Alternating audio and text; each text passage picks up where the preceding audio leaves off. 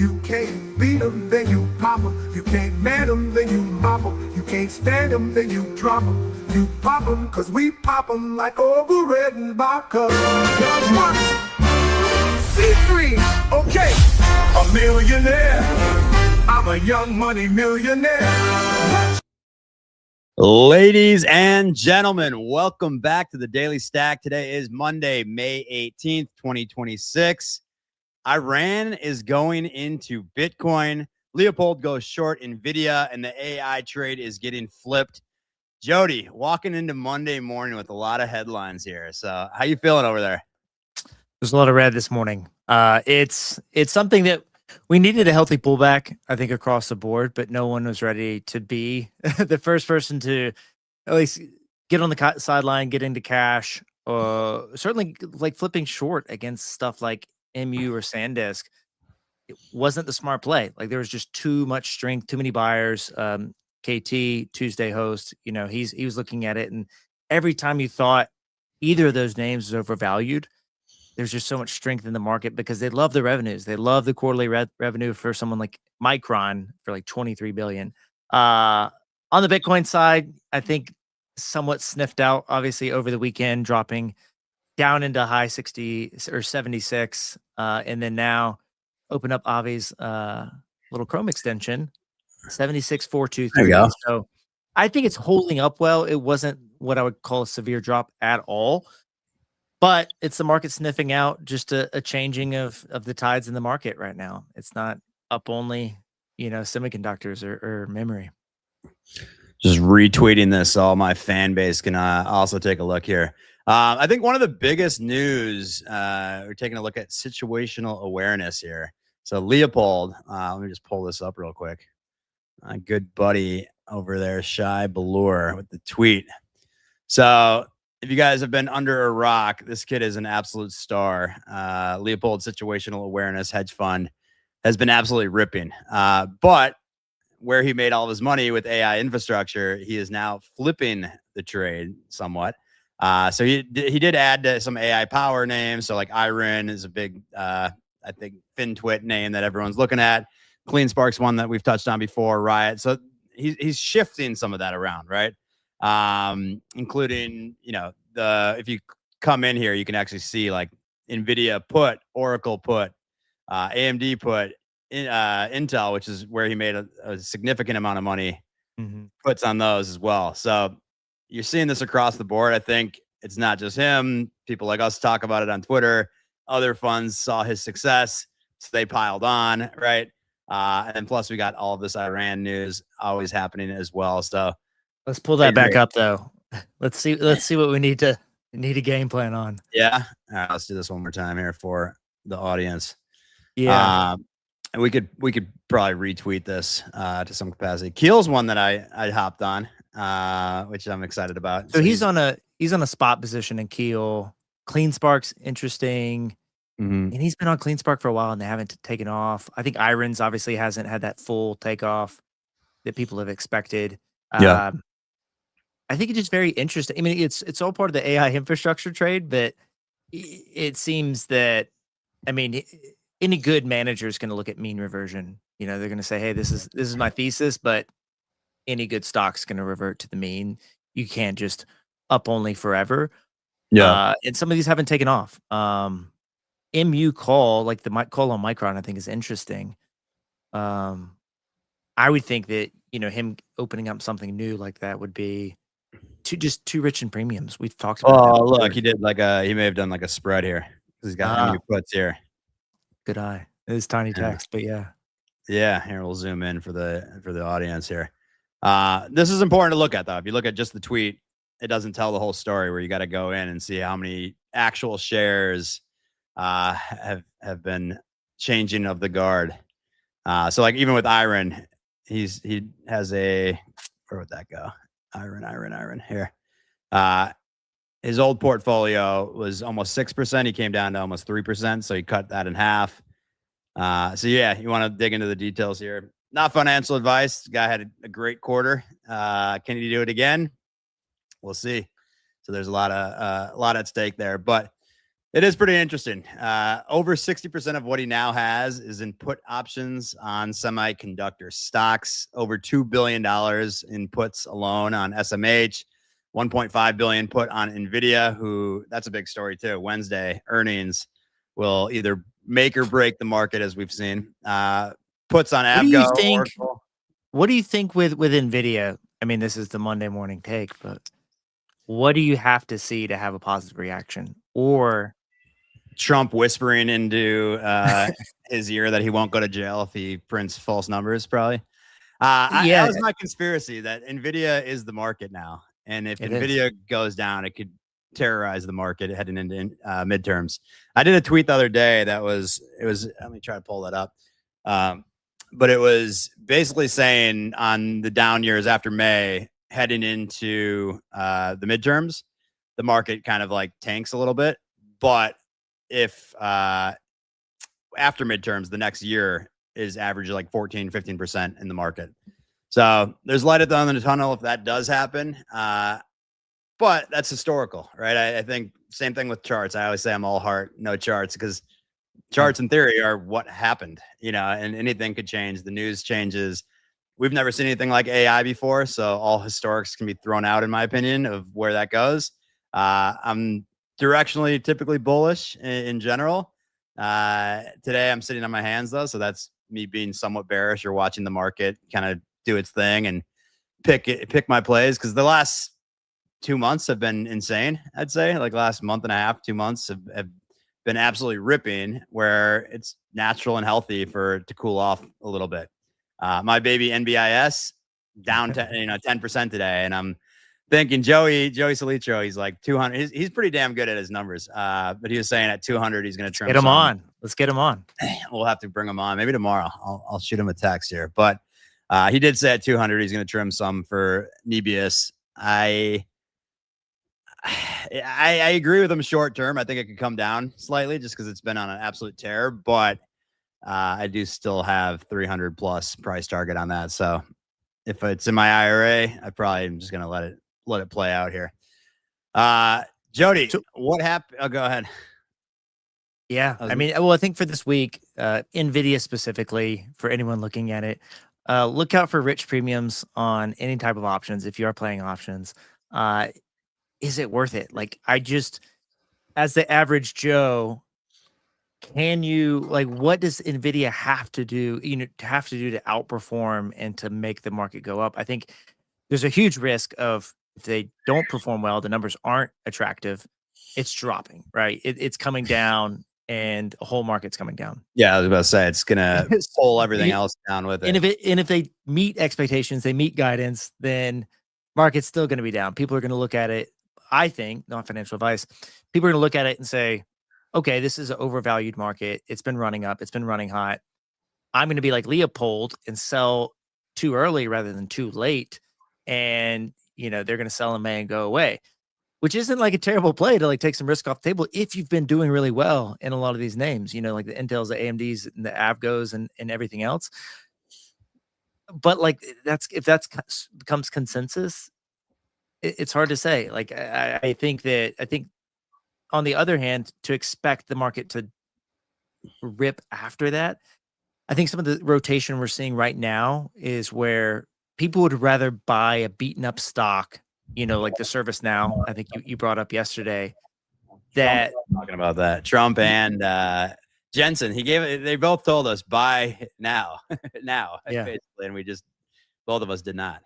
So ServiceNow is a great example. Oh, let's buy some of these stocks that have been beaten up because Nvidia reports well.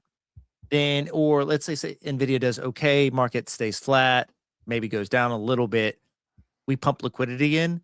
Yes, there's going to be like liquidity coming in, and some of these software names are going to buoy off of that. But there's just less downside because of where some of these names are sitting. Palo Alto Networks has been one that we've been looking at. ServiceNow, I don't really follow. I don't know their business well, but I do think people just see less risk in moving something into something that's a little cheaper. On the upside, though, last week, Trump flew with Jensen and all those CEOs to China That could be huge for Nvidia if they start opening that up, right? The was it the H200s they're allowed to sell now?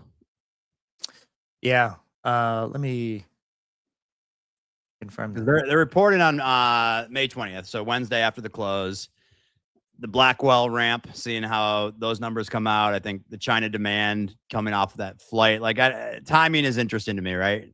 Before earnings, maybe their earnings may not be insane, but then they come back and, you know, guide insane with the China demand, better margins, some of their investments now panning out too. Like Nvidia's got their hands in pretty much any company too below them. So they've built just like an absolute machine. But our boy Leopold's got a bill 5 on puts. So I hope he's wrong, to say the least here. I wouldn't bet against him right now. I think this is a good, like a sobering wake up call for most people. Check your portfolio, see what you're exposed to, concentration risk, you know, what's going to be something that people are going to take profits on, you know, or is that going to be Micron? Even though Micron's a good long-term play, you know, there's a lot of others that are on hopes and prayers more, you know, if you're looking at, you know, any of the OpenAI deals with, there hasn't been the proven revenue like we've talked about. It's just like, Oracle's a good example. And I know KT's like waiting for Oracle to pop, but people are looking for real hard revenues, and anything where it's like a promised, we're going to raise X amount of money or go public, then we'll be able to pay this big cloud contract. People are starting to sniff that out and say, I don't want to hold this position through volatility. I'm going bullish. I still think they've beat the last 4 quarters last year. Their revenue guidance right now, people are expecting 79 billion in revenue. Forward guidance they're looking at is 87 billion for Q2. That's insane per quarter. They're just printing money. Q2 2027, they are expecting about 87 billion. So they agree with me here. I think the guidance is going to be important. So you'll see the price go crazy right after the bell tomorrow. And then after the earnings call is where you'll see the real moves, I think, being made here. And I think the internet's all I zig when they zag. They're all negative on it. So I think Nvidia, Jensen, him on a plane with Trump, they'll figure something out. And we can't take the market down yet. So I could be wrong. Not Trump fundamentals are like the most important fundamentals at this moment. I mean, him and Jensen both said to buy ServiceNow, and then it pops like crazy today. So you cannot underestimate the power of his tweets. I got about 10 minutes, so we had about 30 stories we wanted to cover. I think we're going to probably cover the other big story here with Iran. So if you guys have been sleeping, oops, let me fix that quick, and then pop this one up. Pay with Bitcoin. So while Trump's telling us he's going to blow up Iran and things are, you know, they do somewhat seem in control here with the Strait of Hormuz, right? They're firing this up. They're going away from the dollar here as well with Bitcoin. It's quite interesting for as an American Bitcoiner. Everyone's kind of, you know, at least for me, I'll speak on my own behalf. The Bitcoiner in me is like, oh shit, here we go. Like, you know, governments are now utilizing this, going away from the dollar, kind of our whole thesis this entire time. But at the same time, it's as an American, you'd want them to be using dollars. You know, you'd want them to be coming back. So this is the what the app looks like here. State-backed digital insurance platform that turns one of the world's most strategic, important shipping lanes into a cryptocurrency settled business. We don't like the word cryptocurrency here, so Bitcoin settled business. And it's called the Hormuz Safe. Jody, what are your thoughts here? I think, to be fair, there's a lot of early speculation of this is how people should transact, you know, permissionlessly, you know, between countries. And we've seen like de-dollarization, which is a fact. People, you know, since Russia and Ukraine kicked off, have not wanted to be debanked from the global financial system, or just you're going to have like usually, you know, FinCEN or any U.S. government entity or any ally of the U.S. just locked down with sanctions on any country. And so I think things like these things take time. And so it's really good to see because, yes, it's moving away from the dollar, but we are at war with this country. Like it would be somewhat absurd for them to base how they transact on our currency. It's better to see this than the Chinese yuan. So those that are on the fence about Bitcoin or hyper Bitcoinization, this could easily be a digital Chinese dollar. This could easily be the Chinese yuan that people are transacting. So the fact that it's moving more independent and decentralized versus moving towards like the, the center hub of the East in a multipolar world is China is the pole that's like opposite the US. You should be bullish. I think most people should be at least supportive of this as like this is a good resolution. Obviously, Bitcoiners are going to be like, okay, finally, we actually have real proof of what we've been talking about. Most people just didn't realize it takes a long time for like use cases like this to develop. There's ever another catalyst to start the bombing again, though. You don't want to fuck with the dollar. I think Trump got more animated recently. I was seeing some of his tweets saying that they're not happy. The U.S. turned down all the recent Iranian proposals. So it will be interesting. They're projecting $10 billion in revenue. So will they catch not Strive? Are they going to catch Strategy here as the largest Bitcoin treasury country in a way, if they're going to be doing that? Yeah. What are the haters going to say? Are they going to say it's paper Bitcoin or no? Yeah, I mean, we'll have to watch. This is going to be a lot developing over the course of the day, hour by hour here. But we'll be watching this closely and see where that goes. Speaking of strategy, we can touch on this Thursday co-host Alston Valencia with the announcement 843,000 BTC and a 12.6% BTC yield for Strategy, while Bitcoin is down 13% year to date. So Strategy this morning acquired 24,000 Bitcoin, or announced that they acquired 24,000 Bitcoin for $2 billion. Some people get, I think, lulled into sleep at the size of these Bitcoin purchases. Like they're buying a lot on even if it's not every single week, it's pretty consistent on the size of what they're doing. So much of which is funded by STRC and issuing STRC, right?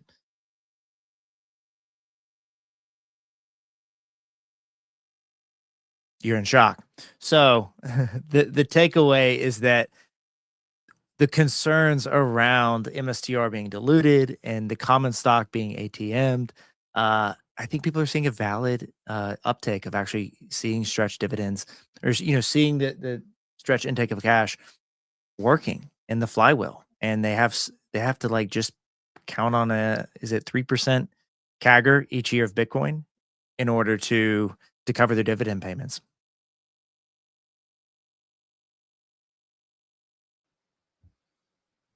Oops, we're back. Sorry, I think my kid fired up about that tweet. I heard a lot of screaming. My kid in the background, I think she hit the Wi-Fi out, so I just had to switch over to my internet on the phone here. Sorry, go back to what you were saying here. The Bitcoin buy here. So we're looking at 24,000 Bitcoin. People are sleeping on 2 billion at 80,985 per Bitcoin, and has achieved a BTC yield of 12%. The average Joe isn't going to like know how to compare Bitcoin yield. I think the bigger story here is continuing to buy at 80,985. I think when you're buying 2 billion in Bitcoin, it does move the market a little bit. So these are buys that are strategically done over time. In over the past week, they were probably, we were up at 81, almost 82. And so it's fallen back. So think of it as not just like 76, 400 today, and that they're making terrible purchases with bad spreads. This is looking at the last week, and stretch dividends and the stretch just cash accumulation is paying for a lot of this. Yeah, I thought Halston's interview with Sam Callahan was pretty interesting, where Strategy is becoming, as a company, is becoming this like almost like Salesforce, where there's companies building on top of them. And so what Orange DAO, sorry, what the Orange Group is doing, Orange BTC, sorry, down in Brazil, what they're doing is they're getting cheap dollars, basically, put it in an STRC to create their own operational company based off of the gains from STRC, which is very interesting to see if other treasury companies will do this or if other treasuries in general would do this. If you're looking at like Microsoft's balance sheet, like if they didn't want to buy Bitcoin, like this is pretty good. Like you're not getting 13%, really 12.5% anywhere else. That said, there's some cracks, I'd say, in the foundation of MSTR. They, for the first time ever, after saying we'll never sell Bitcoin ever, he changed that to we'll be a net buyer of Bitcoin. So Saylor kind of spooked some people, but it kind of made sense. His logic was pretty sound, I'd say. I thought it was crazy to never be able to sell Bitcoin. Like if you're paying 1.2 billion a year in dividends, you need to be replenishing that somehow, right? And the only way to do it today is unless their SaaS business takes off all of a sudden, it's to either sell Bitcoin or what I've always said they should become is a bank of some sort, which effectively they're kind of doing that with digital credit in a way. So yeah. And I want to pull up this from Adrian Morris, who's been on the show several times. And he's harped on recently, I repeat, the BI business and potential opportunities for strategy in that vertical should not be ignored. So Fong Li tweeting out yesterday, strategy software will soon be self-healing. Customer issues will be detected, diagnosed, fixed, tested, and resolved autonomously by AI agents. Our Mosaic platform enables the transformation, and eventually our customers will build the same capabilities into their own system. Dude, imagine that. Imagine if their software business starts taking off. Because the customer, when we went to Strat, so we were like on the ground in Orlando. I talked to a lot of like the customers because you think strategy, you're thinking Bitcoin, but I'd say 70% of the people there were for the software side of it and like customers of theirs. And every customer I talked to loved it. I've never seen people talk about software companies. You know, I don't go over and call my friends and be like, I fucking love Salesforce, dude. It's amazing. You know, the reality is these guys are all like, you know, granted I talked to maybe 5 customers, so sample size, but they all seem to love it. And if they can continue to scale that or show some sort of an incremental as software maybe starts to come back, maybe they get some bids, you know, off that angle of the story being, hey, we're going to be able to supplement this and actually have some revenue operations that will produce revenue off of it. So, and the thing is I think people, one way to look at it too is that like Elon Musk there's so much confidence built in his management style of he's going to do whatever it takes to like be profitable, be successful, in a way that's very innovative. You know, he's going to put really good talent there, trying to cut through the red tape. He's proven that he can cut through the red tape. I think with strategy, there is that flavor there of like, look, we're buying $2 billion in Bitcoin on a Monday morning or announcing it. You don't think we'll do something, you know, you don't think that we'll like rip out old systems and like go full on AI? Like, of course they will. Like, yeah. Taylor's actually getting on stage last year talking about, you know, how much AI usage. Stretch was AI created. He came up with that through ChatGPT, I think. Yeah. And it sounds like he's like really pushing the boundaries of like, you know, taking these new products public, you know, IPOing these like AI created products. That should, and I think the market should recognize that. I mean, there's so much on the financialization on the Bitcoin side that dwarfs the BI business, but I think they can make it work. Like they have like a full leadership team that's like willing to buy Bitcoin in size every single week, is willing to like get on the socials and like, you know, tell their message. Why would they not be able to like harness for enterprise software AI agents and AI implementations faster than other people? Like, I think it is possible. Yeah. We got about 5 minutes, so we can touch on some of the AI news. Yeah. I think it's a 3-person race right now. X is, you know, Grok. I love Grok too, but it's Google, Anthropic, and OpenAI. Very much Anthropic, OpenAI. But as we've talked about, I think Google ends up being one of the winners here for sure, just with the amount of data that they've had over the past 25 years or whatever of Gmail with NLP, like actual people talking, all of the Google searches, owning 90% of search. I think Google eventually does. And they got their Google I/O. So it's their biggest conference tomorrow. Expectations are around to push Gemini deeper into developer workflows against Claude Code and OpenAI. Reports of Gemini 4.0 reveal the Omni Gemini-based AI video generation system. An operating business that continues to print money. They can support themselves versus Anthropic and OpenAI, which do have insane revenue already. But in the interim, Google can just continue to ship and ship and ship. And so that'll be interesting. I'll watch some of that here tomorrow. Maybe we'll stream some of that live if we can. Yeah. The other piece here, I don't know if you want to take the Anthropic news, but I'm going to go into OpenAI launches the deployment company. So a new entity that sends 4 deployed engineers directly into organizations, pretty much consultants. So are we going to see the death of Accenture, of Bain & Company, of McKinsey? And they've staffed it from day one. They acquired, is it Tomorrow? And this allows them to go out and implement in the enterprise AI tools. So this validates the thesis of you have companies like Strategy that may already have relationships.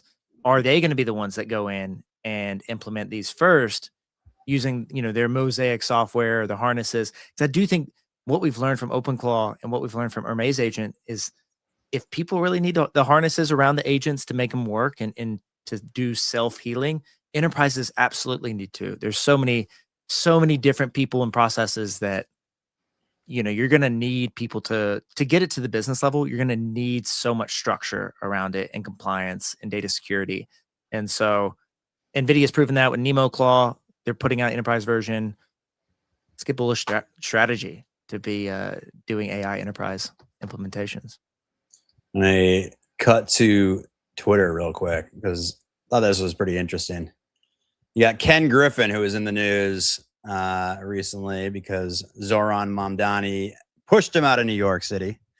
So he's going all in Florida. Let me just share a few thoughts with you on this. Number one is, let me give you some quick context too. So he's talking about how it's not just the junior level positions now with AI that they're utilizing. He was saying these are like senior level management basically that can be replaced by AI. And I'll touch on some news after this clip. In the last few months, there has been a step change function in the productivity of the AI toolkit.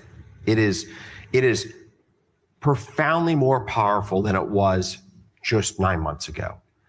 And for us at Citadel, that has allowed us to unleash a much broader array of use cases for AI.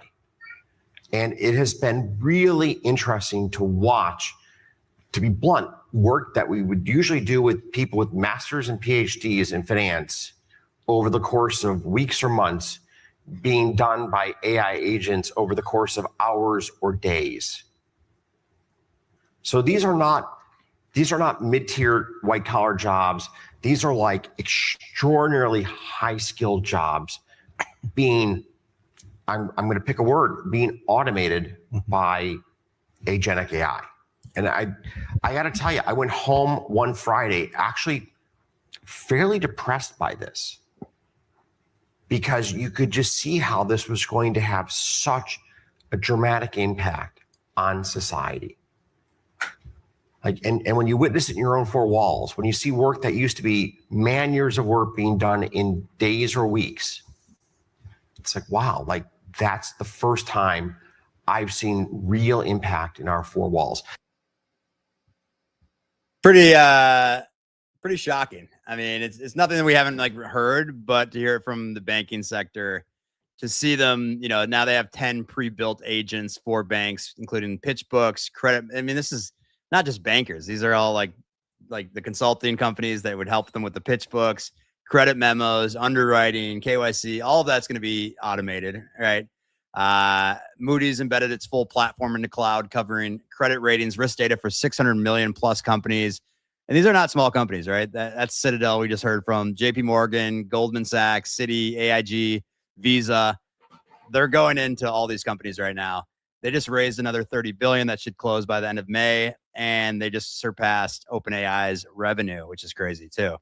Or by the end of the month, they will be. So we're living in amazing times, or scariest of times, depending on how you look at it. But hearing from someone like Ken Griffin, these old school finance guys finally waking up to it and realizing it's kind of kind of crazy. He's a shark too, right? He's is invested obviously like in all these places, but it's not like that's his business, right? He's a trader. They're a huge money market, or they're a huge like market maker. Yeah. And high frequency trader. Like there's Citadel is just the whole Robinhood, payment for order flow thing we saw in, like, was it 2021?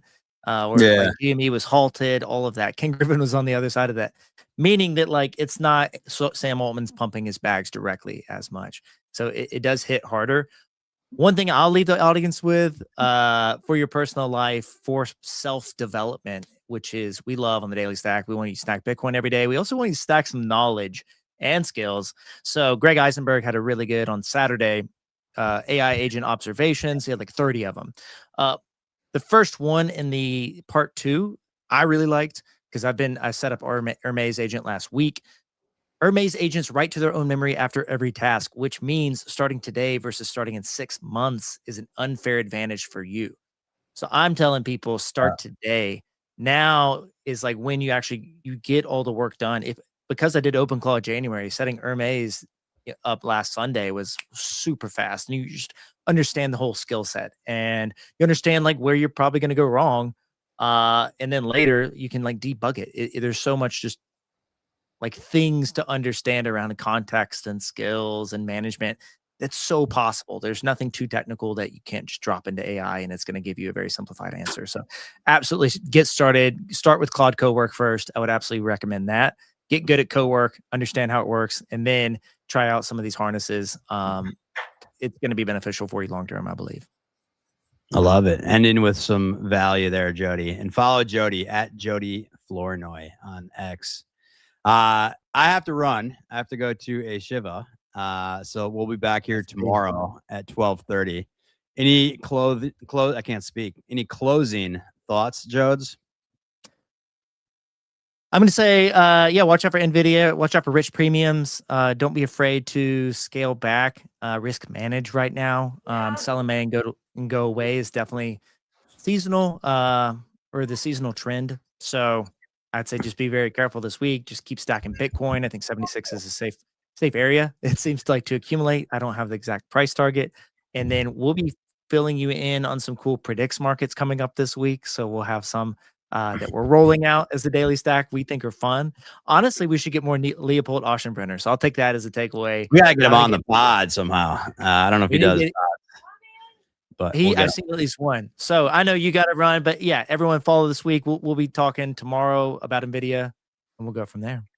And before, we got to give a quick shout out to our sponsors and friends over at Arch. So you did the hard part. You held your Bitcoin. You've been through the storm, but sometimes you need cash. And how do you do that without selling your Bitcoin? Now you can do that with Arch. So you can borrow against your Bitcoin instead of selling it. Get the cash you need today. Keep your Bitcoin. Never trigger a taxable event. Borrow just what you need and repay on your schedule. They have the lowest rates right now in the industry. So if you check them out, use Daily Stack at the end. So archlending.com/Daily Stack. And you get 1% even off their lowest rate. So we have the lowest rate in the industry, I want to say. Someone could fact check us unless they got some other sponsorships out there. But 1% off the lowest rate would be the lowest rate. At least for those with a qualified custodian, right? So they work with Anchorage, is obviously top name in thinking custodian for a long time because they've had the OCC bank charter. There are DeFi protocols out there, but they're early. I'll just say that. So you want to have check them out. Besides just for lending too, they have some really cool. Let me just pull that up real quick because let's pop in here. But they have, let me share this and then I gotta go because my wife's screaming at me here. But yeah, check out, they have Borrow. This is pretty cool too. We gotta bring their founders on to talk more about the perpetual income. So if you have Bitcoin, Mark Moss. you can earn yield on that. Mark Moss is a co-sponsor of that product. And then, of course, Tax Shield as well. So check them out again, archlending.com/daily stack. We will be on tomorrow starting at 12:30. And we got Sniper coming at 2:30. And we'll get a preview of NVIDIA earnings as well. So make sure to tune in. Stay humble out there. We got to figure out some cool ending here. But stack, stay humble, stack stats. And so Sean, Ristow is going to be coming on with Adam Blumberg. I need to see Adam Bloomberg's company, but a friend of ours, really good track record on the RIA wealth management side, been a really good voice there, content creator. So we'll be back shortly with that, and we will leave you quickly with a quick vid from last week. So thanks, guys.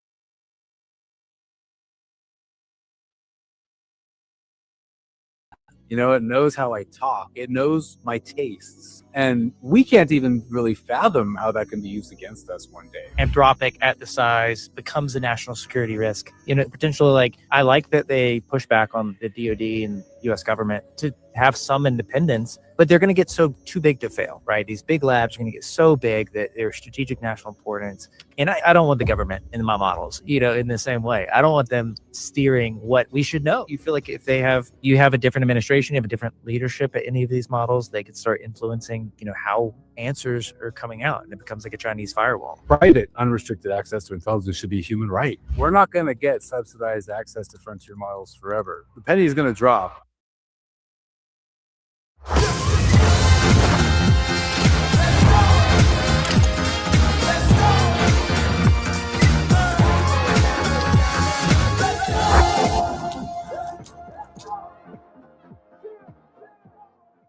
Welcome back to the Daily Stack. Let's get Jordan up here.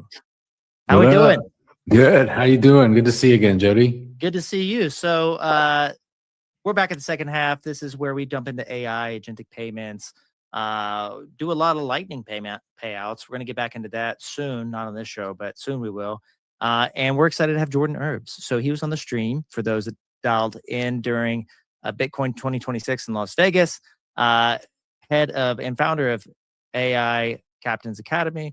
And you have a great story on the Bitcoin side and just on the, I think, independent freedom side of living off the grid in Hawaii, right? And then moving to El Salvador. And there's a ton that we can obviously dive into, but Just moved to Argentina, so last week. oh, you got a new one. Yeah. Yeah. Your mate gourds are so fun. The first time I had one, I was just like, we drank way too much yerba mate and got amped. So we need to dive into that. But first, what's happening in AI this week? What should we be excited about? What are you talking about at AI Captain's Academy? Well, look, I see Hermes agent on the screen, so maybe that's a good starting point. I'm curious, what do normie folks? I mean, I think you follow AI a lot, but I'm always curious what outside of the bubble on Twitter and YouTube, like what people are talking about with AI. You know, there's so much. I think there's number one thing I think that that's impactful is Jensen Huang getting on that jet, you know, the Air Force One to go to China. I don't know what's going to come of that. I'm not saying they're all good actors in that's on that plane for sure. They're going to be very profit motivated, but I do believe Jensen Huang is a good operator. He's leading the largest company in the world. I hoping that we have some stability on the side of just the whole markets. We don't want more like up and down. So on the market side, I think that's a positive thing. I want him to be in the conversation. He's going to try to sell more chips to China. That makes sense. I don't know if that's necessarily what I want there. But throughout that process, I think the other thing is Hermes. So I actually just set up a Hermes agent on Sunday night. Been a long time. I don't know. This my wife says about the purses, and I'm like, all right, like I'll just say Hermes now. I would have said Hermes coming from the South or from Georgia. So Yeah, I guess it doesn't ever really matter because how often are we vocalizing these words, right? They're just Yeah. things we read on the screen. What we need to do is just set up the voice commands back and then ask it, give it no guidance and ask it, what would you say? How would you describe yourself? That'll be a test. Yeah, right.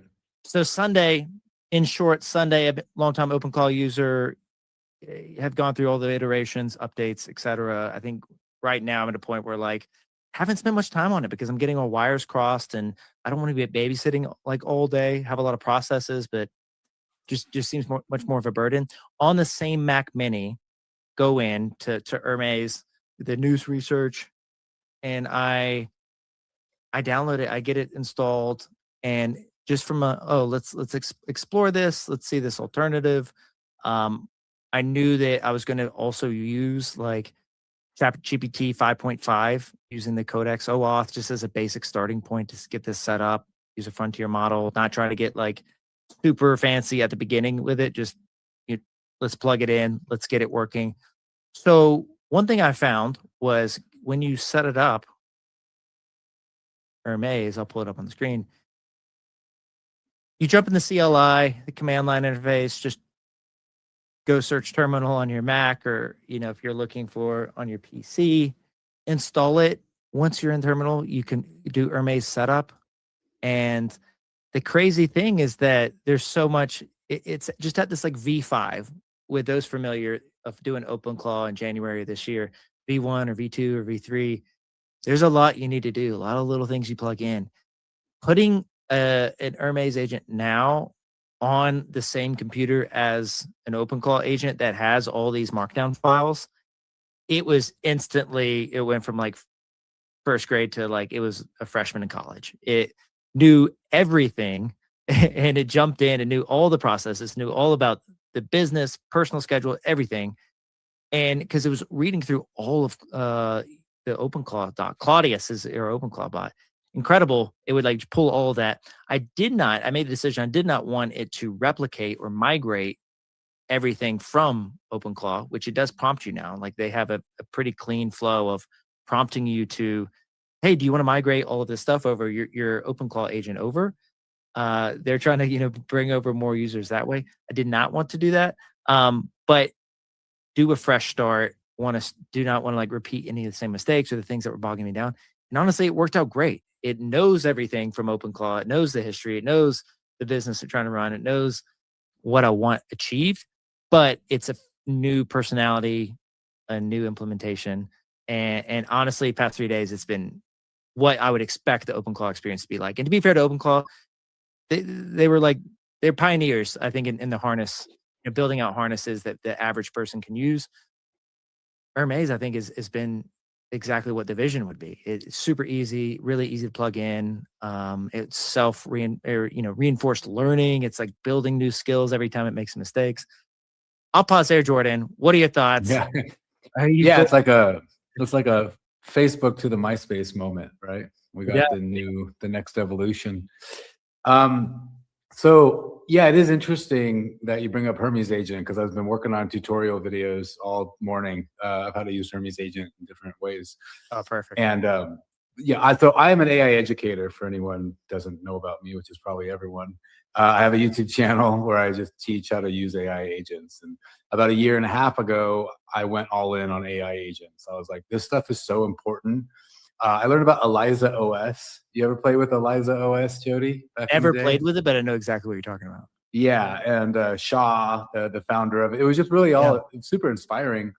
And he introduced me to Cursor on his YouTube channel, and I was like, wait a minute, AI can just write code for me now. I just tell it what to do, and then it puts it all in the IDE for me.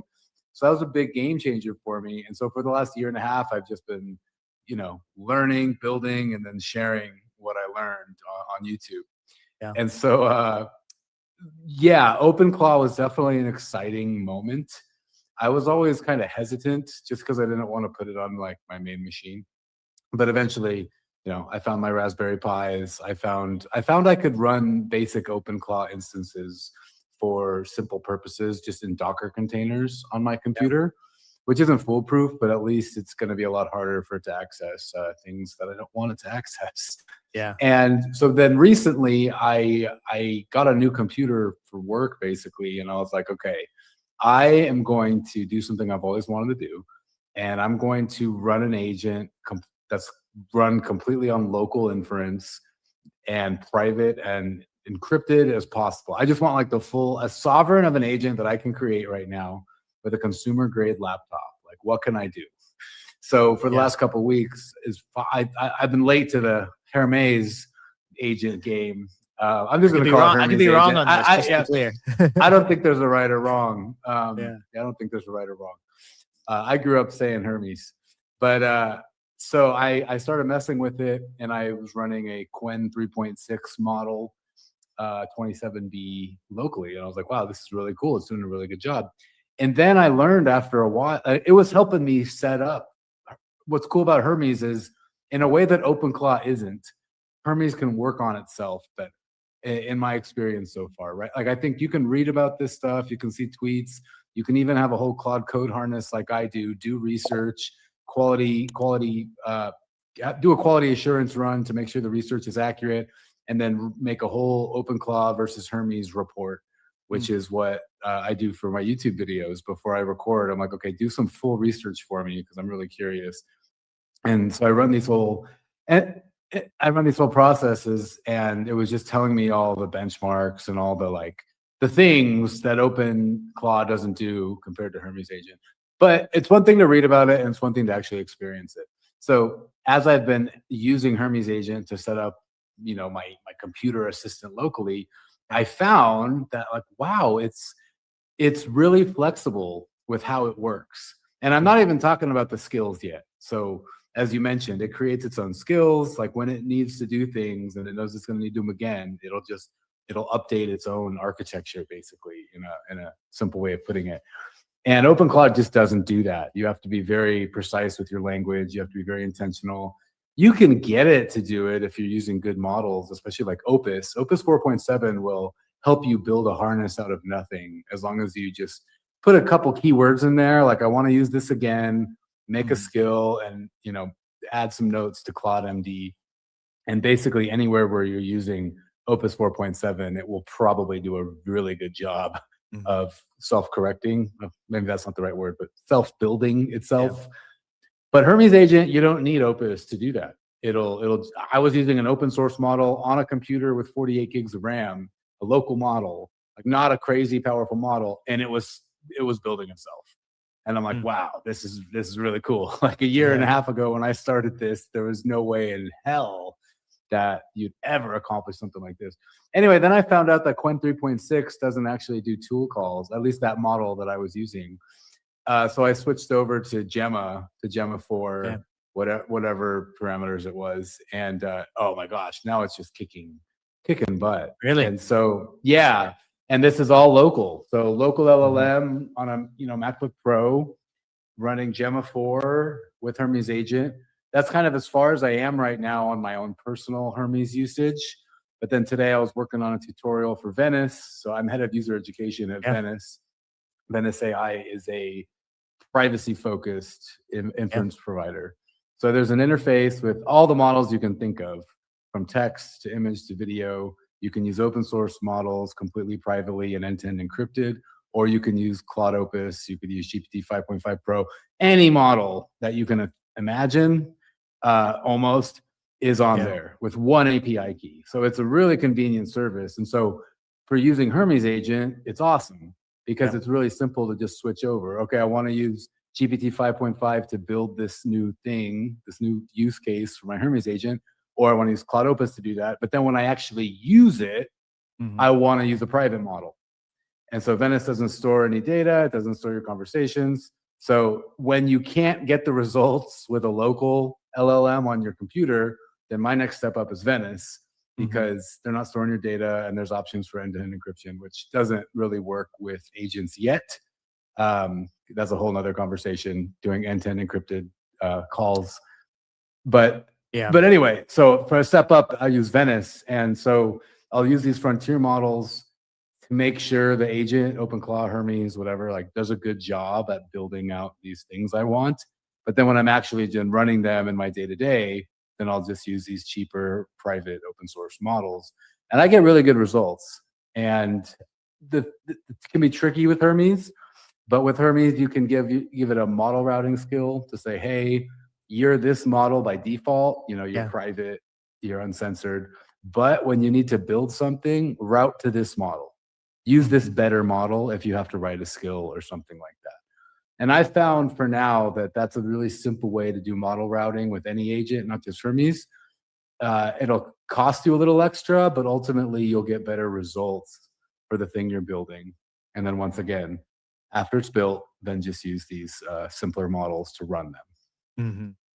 So if you're looking at, jumping into Venice, if you're looking here at how it's set up, so you guys, with Venice itself, there's like a direct, ChatGPT Claude interface where the average consumer can come in and prompt, text, images, video, code, and then you have options for like, using different models under the hood. But then really, if you're looking at from an agentic implementation standpoint, OpenClaw, Raise Agent, API pricing. So is this where if somebody's logging in today, they would create an account, and then would you recommend, do they go to like jump in the docs and then really do what everyone should do this day, copy and paste the docs, or just copy and paste the URL of the docs to get even like, hey, Hermes agent, go read these docs here, and then I'm going to give you an API key when you're ready. Yeah, well, even rewind even before that, scroll up a little bit. You mentioned making an account, and yes, that's an option, but you actually don't even need to make a traditional account to use Venice.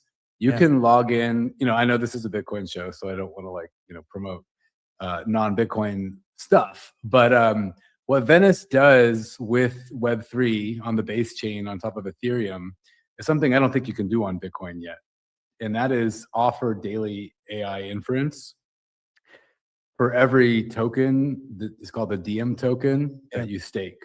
So you lock that up, and then you get, for every one token, you get $1 of refreshing API credits every day.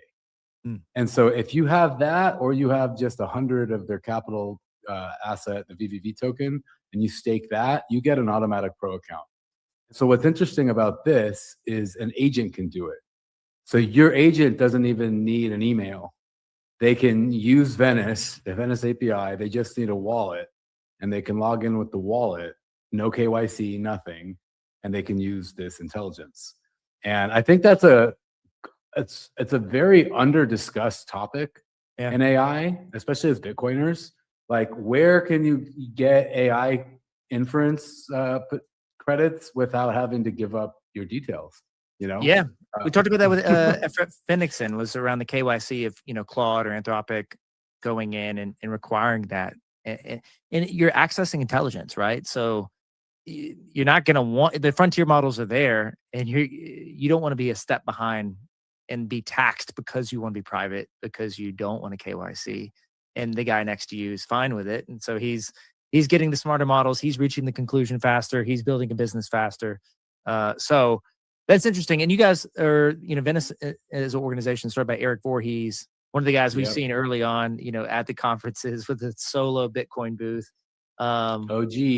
Yeah. Is this his focus now? His main thing is? This is his main process. Yeah, it's funny because he kind of dropped off my radar for years, but I guess he was decentralizing Shapeshift. So Shapeshift was like the first, or one of the first exchanges where you could just switch from Bitcoin to Ethereum and whatever. Yeah. And I remember back in the day, they had to start doing KYC.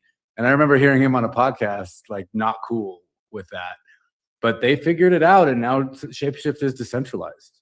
So you don't need KYC anymore. And so, like, he's really on that, I think, the path to free markets is what I've noticed in his projects. Is like, how can we just enable people to be free to participate in the free market? At least that's kind of my take on his work. And so when it comes to Venice, one of the ethos, part of ethos is just unrestricted access to intelligence, like private unrestricted access to intelligence should be a human right. Like, this is what we all should be able to do. We all should be able to access this stuff. A millionaire. I'm a young money millionaire. Or everything about us. And so what Venice offers is a way for agents to get reusing credits to any model. So an AI agent would know better than us. Okay, I'm going to route to this, but I need to build, and I need to be as economic as possible when I'm using these workflows. And so an AI agent. There we go. No, that's Annelise. Thank you for noticing. That was actually they were replaying a video from last week, and because I was fashionably always running right late, but no, we're right on time.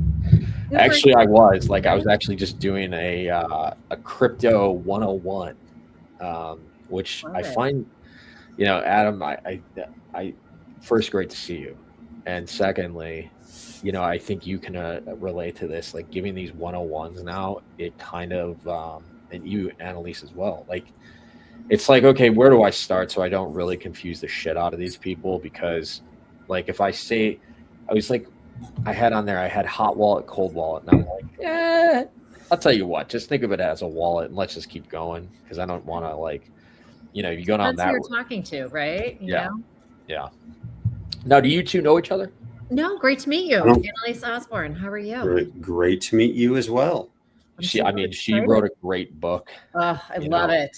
I love the plugs. I was going to say, I haven't. Yes, we met. So Annelise, we met at the Permissionless last year. There was an event like the day before. Oh, cool. Remember it was out, it was in some like office building, and you were signing your book. Thanks. Yes. And so I grabbed one. I do. Did you get a signed copy? It was a long time ago, but yeah. Did he get a signed copy? Laughing thing. Oh my gosh, I love you. I don't even have a signed copy. Love it. Wow. Love it. Wow. So there you go. I have a new book coming out too, which I'm really excited about, but we don't need to talk about that now. But it's really part of it is how do we push education in crypto? And I feel like this was really focused, this is really focused, hoodies to suits with people understanding digital assets. And the next one's really understanding the founder's journey kind of in crypto and inspiration about the ideas behind it. Next one's a novel. So it's very, very different target, except for it's still businessy. But anyway. Did anybody ever write like the autobiography of Sam Bankman? There was somebody wasn't there someone that followed him around for a while when the Michael was it wasn't Michael. Yes. Yeah, it was Michael Lewis. Yeah.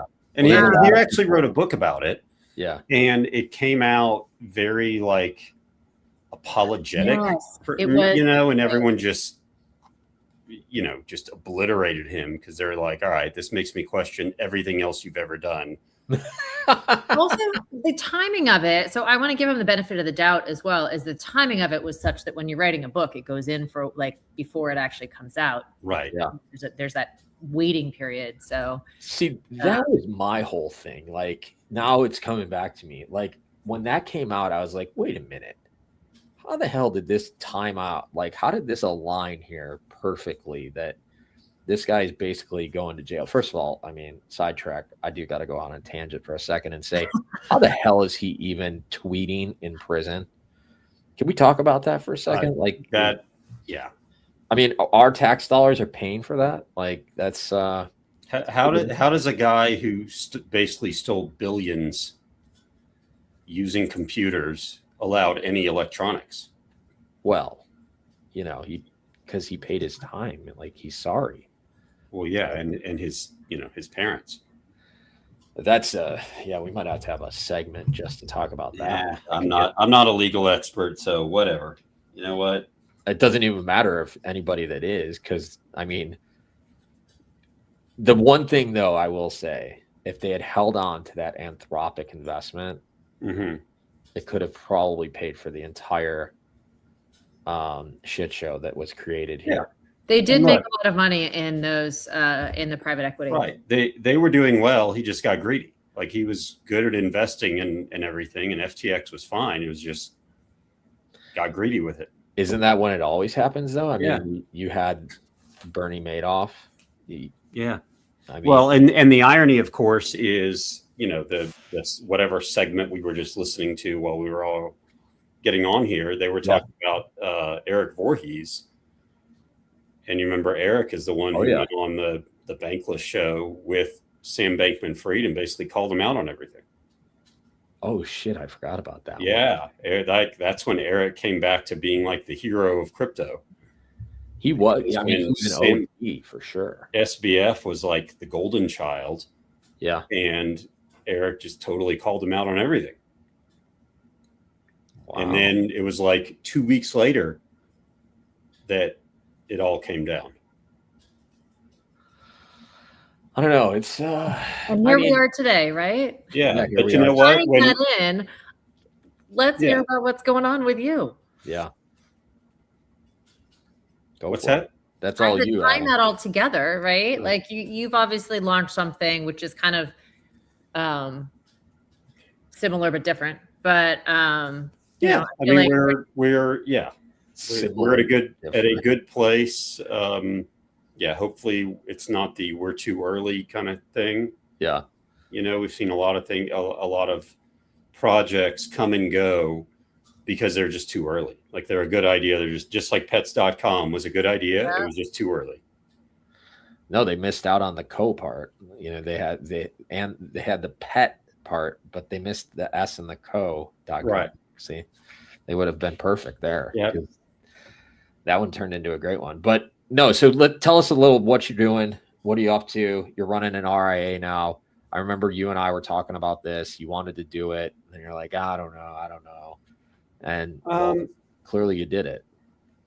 I did it. So going back a little bit, I ran an RIA in Texas for years, very traditional. Got bit by the proverbial crypto bug, went down those rabbit holes, learned about it. And to the point when running my traditional RIA honestly got a little boring. Yeah. Right. When you have, 2018 crypto talk. Yeah. Versus I want $5,000 distributed from my IRA to my bank. That bored me. So actually ended up selling my RIA in Texas to start Interaxis and teaching crypto to financial advisors for years. And of course, the last administration, the SEC was not very amenable to anyone advising on crypto. Yeah. And so it really wasn't in the cards to go even try to get started. I'd be worried all the time about the SEC coming down on us and auditing and everything else. And so with the new administration, the new SEC, that's when we thought, okay, it's time to launch this RIA. There are plenty of people who have made money in crypto, and I'm talking about founders, who have launched tokens. I'm talking about early investors who have millions of dollars in crypto assets. I'm talking about even protocol treasuries that would benefit, in our opinion, from a fiduciary asset manager, a fiduciary manager, if they're the founder, someone to help them with their financial life, right? Overall, it's not just how much can you make me on my money. It's how do I get liquidity? How do I have cash so I can actually pay my bills? Yeah. How do I have, various TradFi accounts like bank accounts? And how do I do the estate planning and the tax planning and keep everything together so that I can go about being an entrepreneur? Because in reality, the people that have started these protocols, regardless of the fact that they launched a token and may be rich, they're tech entrepreneurs, and they deserve to have, professional financial help just like any other tech entrepreneur does. It just so happens that you also have to know the crypto world. You also have to know wallets and on-chain and, cold and hot wallets, as you were mentioning, Sean, and like all those things. And we know that, right? So we come from a very traditional financial background, 20 years each of us. And then, 5, 6, 7 years of crypto background gets to the point where we can help, some of these founders. So again, we thought the time was right, that there's enough money in the kind of the crypto world that we could help with that would sustain us for a while. And it was getting to the time when, from a regulatory perspective, it was going to be okay. I'm not looking over my shoulder all the time, wondering if the SEC is going to come knocking at that door back there. I'm not horribly worried. The technology is getting better. We obviously have all sorts of tokenization talk. It's becoming more mainstream. We have ETFs. Everyone's okay with it. So, this was the time to go back into this, regulated world and say, there's a market for this. There's a need for it, and we might as well be the ones to bring it. Can I ask about your clients? So has your client base shifted from before to now expanding into digital assets and crypto? Well, okay. So when we started Protocol Wealth last year, the idea was our clients would be crypto clients. Our clients, for the most part, are crypto natives, right? So those that I'll say big crypto investors, right? So crypto natives being founders, people who already have their money on chain or in some sort of crypto assets. And that could be founders, that could be early investors. It could be protocols themselves, right? So that's pretty much all I don't want to say that's all we manage. We are starting to get more tech entrepreneurs, more AI entrepreneurs, people that are selling their businesses. Obviously in AI, they're selling them really quickly. They're kind of going like hotcakes, right? You start up an AI-based company, you get some sort of product market fit, and all of a sudden one of the big boys wants to come in and acquire you. So we're getting some of those, and the issues are still the same, right? It's I'm going to have this new equity. It's going to vest over 4 years. How do I continue to pay my bills? How do I continue to live my life? What do I need to think about from a tax and estate perspective? Asset protection, yield, everything. So obviously, Annelise, it's very different now than when I had my RIA a decade ago in Texas, when everyone was very traditional, right? It was very much, how are we going to manage our money in traditional methods? I was never trying to convince those clients to get into Bitcoin or get into crypto, because they were very conventional, very conservative clients. And two, the industry wasn't ready for that. I wasn't sure what the protections were going to be. I wasn't sure what compliance was going to be. And I certainly wasn't going to try to convince anyone to get into Bitcoin and, to see Bitcoin drop 50% and have to answer to my clients. As a fiduciary, I didn't want to get sued. I didn't want to worry about the SEC coming down on me. So I was never in that realm of trying to convince traditional investors to go into crypto at that point.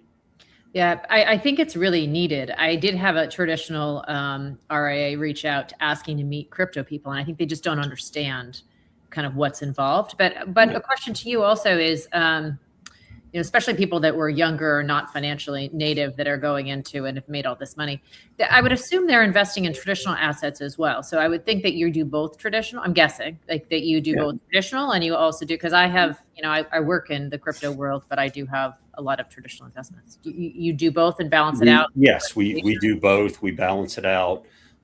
We actually have more and more that are very crypto native wanting to get into more TradFi assets. Mm-hmm. One is, some of them feel like they've kind of missed out, right? As crypto's been, going up primarily, but up and down, up and down, up and down. NASDAQ has been shooting up. S&P has been shooting up, right? They feel like, a lot of them feel like they kind of missed out on the AI move up. Like, there are people who have crypto wealth going, I wish I had Nvidia. I don't have any. Yeah. And so, we see more and more of those native crypto clients wanting to get into some TradFi assets. So we have 3 traditional custodians we use as well. And we can navigate the world between them, right? You have crypto assets. How are you going to get liquidity? How's that going to be converted into dollars? Where are we going to move that? Which accounts? We can set up IRAs. We can, a lot of them have, old 401ks or old IRAs we can roll in. So yes, it's really a matter of how do we kind of toe that line so that our clients can have access to both. The other reason, Annelise, some of them are coming to us, they're going, look, we've seen the exploits and the hacks and such recently, and we want to get some of our money off chain. Yeah. Right. Like we want to get it to a place with a traditional custodian where it's safe. I guess, from a legal perspective, right? Like your Schwab account isn't going to get hacked and all of a sudden you have zero. right? There's always that risk especially in the DeFi world, of going to zero from an exploit or a hack. And obviously we try to ameliorate that risk as much as we can. We use smart contract cover. We obviously perform our due diligence, but the worry is real. So are you doing more like? I would say this is probably that answers. Yeah, no, absolutely. I mean, are you doing on more? Mute, Sean? Oh, I can hear you. I can hear him. Can you hear me? Yeah, I can hear you. Adam, can you hear me? Uh-oh. Maybe.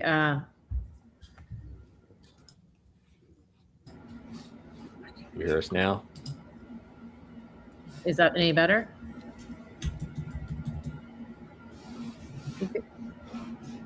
We can hear you. That makes any sense. We can hear you. I got lots of questions.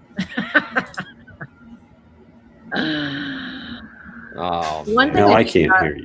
Along these lines is where all your things are, right? Even if, and this is, even though this is before Adam can, until Adam can dive in, is like think of all your wallet. I think of all my wallets, all my accounts, all my things that are in different places. Yeah. Versus actually working with an RA that actually has access, not access. I don't know if I would want, me having one person with access to everything, just because I'm all about diversity, but just I don't have them all in one place. No, you never should. Like, it's not written down anywhere, right? Think about trusted estates. Like, what happens if something happens to me? Yeah, it's all in my head, which is terrible. And accounts, but wallets. No, it's pretty, and that's something actually we've been focusing on the 21 rates side is the inheritance component, because like I think there's a huge gap in that. You hear us, Adam?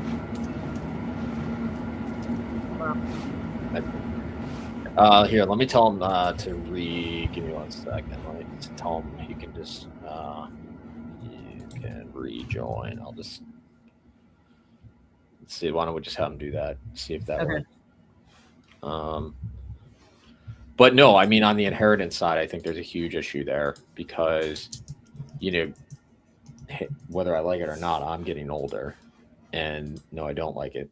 But at the same time, you need a way to, I have 3 daughters. So how do I let my 3 daughters know in the event something happens, or even my wife? How do I let her know? This is in a wallet here, and this is my seed phrase, right? Like where? Right. And then one of our friends actually did pass away about over a year ago, and he had a bunch of assets. Let's see if you hear us now? Now I'm back. I can hear you both. All right. I mean, what we were talking about while you were resetting is you were mentioning your wallets and accounts and all these different things. I have money in so many different places, and we were talking about kind of trusted estates, like how we deal with what happens when. Yeah. Because my question was really around so the type of portfolios you're managing. I mean, the bigger thing that I've seen in this market is that, it's not a huge adoption of people wanting to come and manage portfolios of individual assets. And I honestly do think the ETF space has actually really helped the industry indirectly. I think there's pluses and minuses depending on where you're going, the type of person you are. But that all said, if you're an RIA at an average place, you're starting to see the RIA be able to get into products. You're cutting out a little bit, Sean. Oh. No. There we go. You're better when you're closer, I think. Oh, yeah. Let me put the mic up. So when you're going to Morgan Stanley, Morgan Stanley's now offering, Bitcoin, either you can do spot through the E-Trade side, or you can get into their ETFs. So the question is are you seeing more RIAs doing that? What's the general policy you're seeing? Yeah, so really good question. So, and I'll go back. I apologize. I'm going to give you a pretty long answer for a pretty short question. I have a knack for doing that. But, for years when I was teaching this to RIAs, the idea was of course, I was big on how do you help your clients actually own the asset, own the underlying asset, own Bitcoin or own ETH, eventually get on, go on chain and enjoy the benefits you can get from DeFi and such. Obviously, the ETFs made it to where, well, I'll go back. For RIAs to bring clients to bring crypto to clients, and I'm talking about clients who are not natively in crypto, who haven't invested in it before. Folks that, maybe want to allocate 2, 3, 4, 5% to Bitcoin. It's not an easy road, right? Even for custodians like Anchorage and BitGo and such, who have wealth management platforms, for the RIA like me, it still means, okay, I have to onboard with one of those platforms. I have to get my clients there. So now their money is in multiple places that I, as the RIA, am trying to manage, but I don't get paid anymore for that. I'm taking on more risk. I'm putting my clients' money in multiple platforms. I might not have very good reporting across all of them. And I'm required as an SEC RIA to give my clients at least quarterly reports as to what's happening with all their assets. And that doesn't fit nice and neatly. Okay, so for most RIAs, they were going, well, why am I going to do this to allocate, 2%, 3% for my clients? It's a heavy lift to do that. So the ETFs kind of solved that for a lot of them. And they said, okay, you don't have to move your clients out of Schwab or Fidelity or Altruist or Interactive Brokers or wherever they are. We're just going to give you the ETF. So if your clients want, 2% allocation to Bitcoin, we can do it through an ETF now. Yeah. So for most investment advisors, that has satisfied a lot of the need, has satisfied a lot of their goal. They don't really care if they get access to actual Bitcoin or they are owning an ETF, which basically, as we all in this industry know, it gives you, kind of a claim on a piece of a fund that owns some Bitcoin. Yeah. Right. But all they really want is access to the price movements, right? So you can do that. And by the way, you can do it in your IRA now, with the ETF. So in my mind, that has satisfied for most RIAs that desire that they and a lot of their clients had to go, okay, I'll allocate, 2, 3, 4% of my retirement funds to Bitcoin. I'm 35 years old, and that is just fine with me.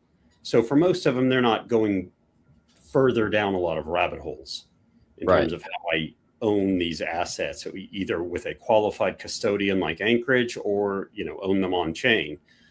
So they seem to be pretty happy with that for now. They're not delving into on chain. They're not delving into tokenization or anything like that, because that is an even bigger lift.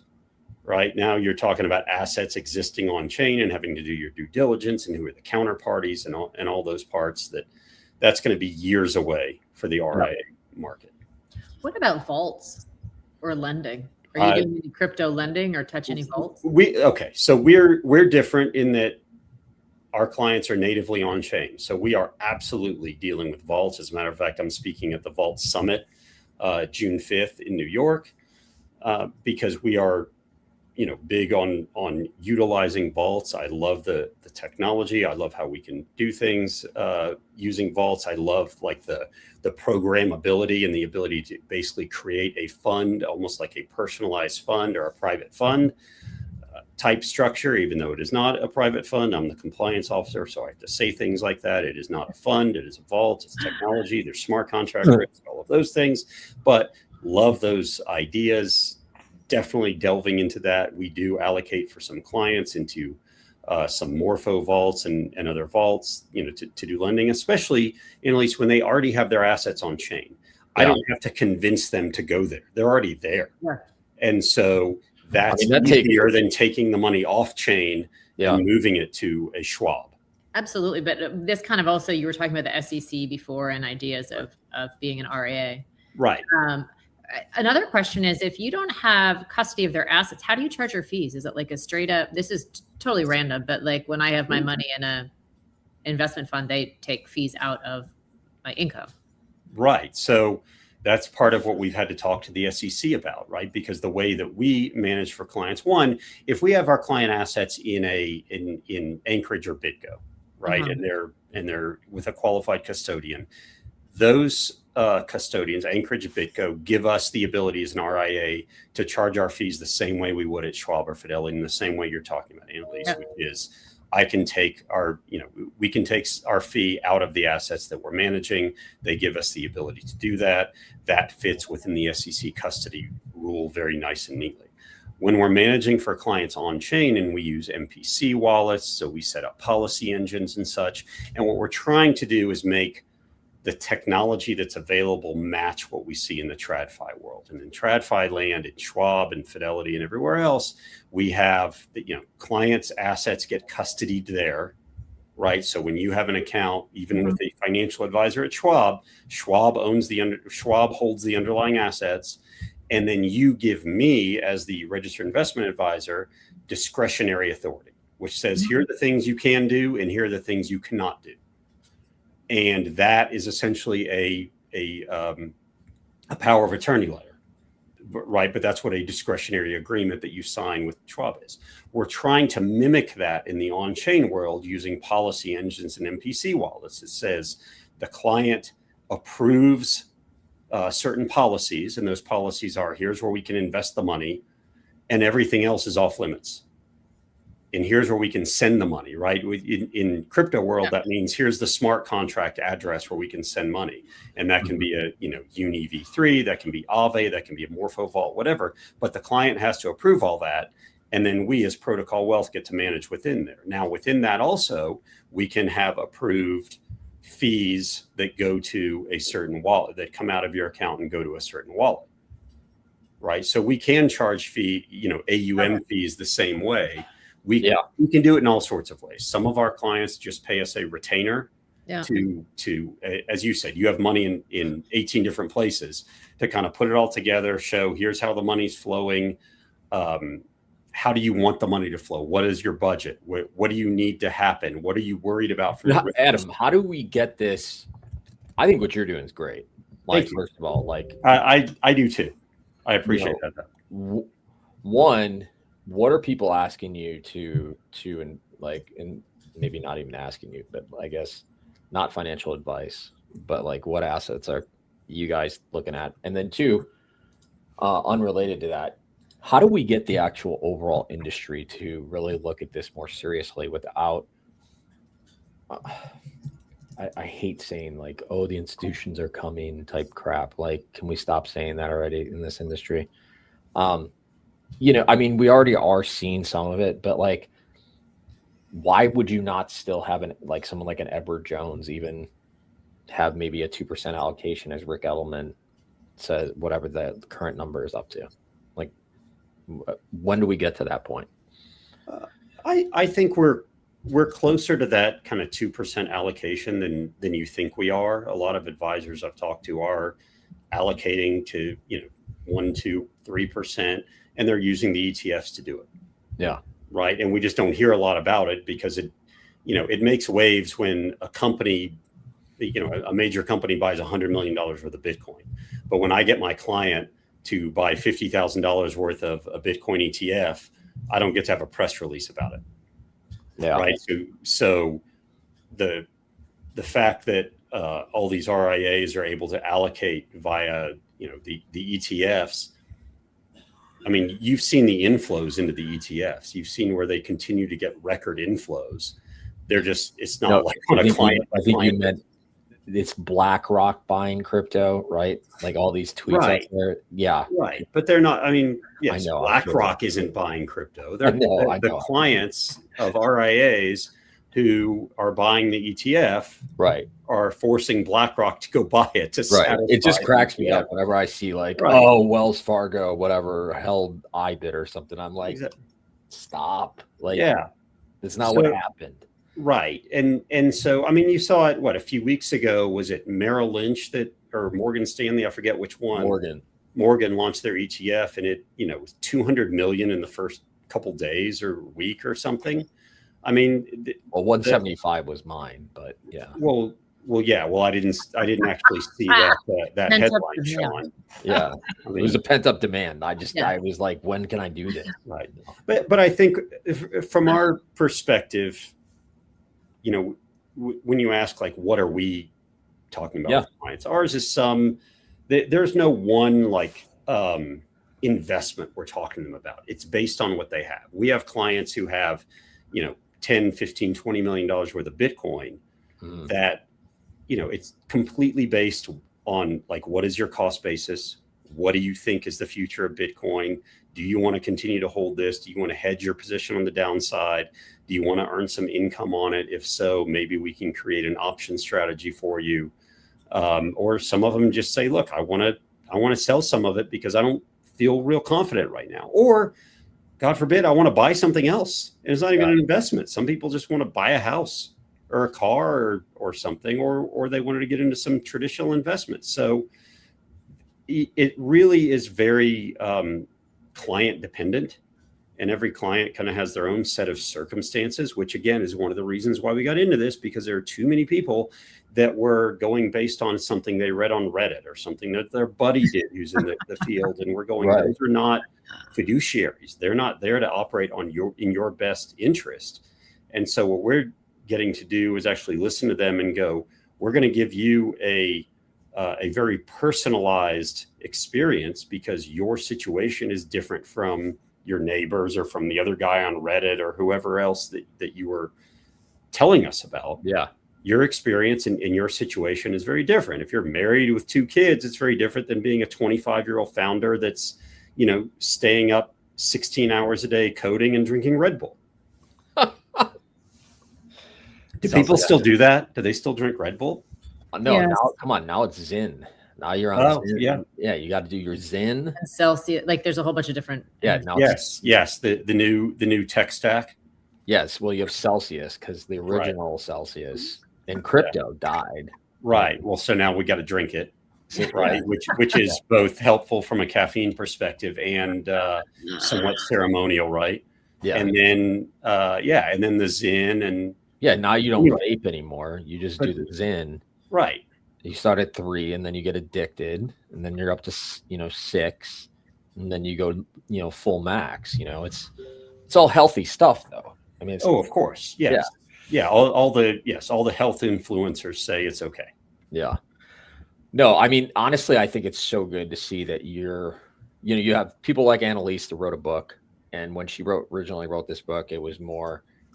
We were at a pivotal time in this industry, I think. And then now you come to what you're doing, Adam, with the RIA side. And, a lot of people would probably say, it's too hard. But I think you see kind of the forest through the trees and say, hey, there's a lot of opportunity here, long term, because it's definitely not a short term game. We got to wrap up. But what I want to do on the close is, where do you see this going? With the Clarity Act, we didn't even get into that. And how does that impact where the industry adoption goes? What are your thoughts on what do we got coming over the next 6-12 months? I think from a regulatory clarity perspective, we're really close. And what that brings, just we had the Genius Act, now we have Clarity, coming up, and hopefully we'll get passed. And I haven't read enough about it because in the most recent days, just because I know it'll get marked up and changed. And so there's no reason to concern myself with it too much at this point. But what we're getting is the clarity or at least the regulators talking about it and creating policy for it is very good because it brings more institutions. As you said, the institutions are coming. The institutions are already here. It brings more of that. It brings more of this combining of the DeFi and TradFi worlds together to be just finance eventually. That's just what it's going to be. And it gives, I think, a lot of levels of comfort for those that have significant amounts of wealth to know, okay, the government isn't going to take my money. Because that was a big problem at one point, everyone leaving the US going, I'm worried the government's going to shut me down. That isn't going to happen. You have a lot more people that are operating here in the US. You have a lot more, US wealth. They're not trying to set up all these offshore entities and move to Portugal or wherever they were going. So I think that's a big piece. And then you have a lot more institutions and you have a lot more entities being set up or companies being set up in the US where you don't have to have this like offshore Cayman feeder structure necessarily. And then someone like us can operate to actually manage client money because they're not worried about the government coming and taking it. Yeah. Cool. Well, Adam, this is super exciting. I love this. Protocol Wealth. Where can people find you if they want to reach out or learn more? The easiest is protocolwealthllc.com. I, of course, am relatively active Twitter at Interaxis8 and on LinkedIn. And it's my name, Adam Blumberg, and it's the guy that looks a lot like me. And if you go to that Adam's LinkedIn, you would see that he did a post. It actually a self video you did from the beach. I saw. Yeah.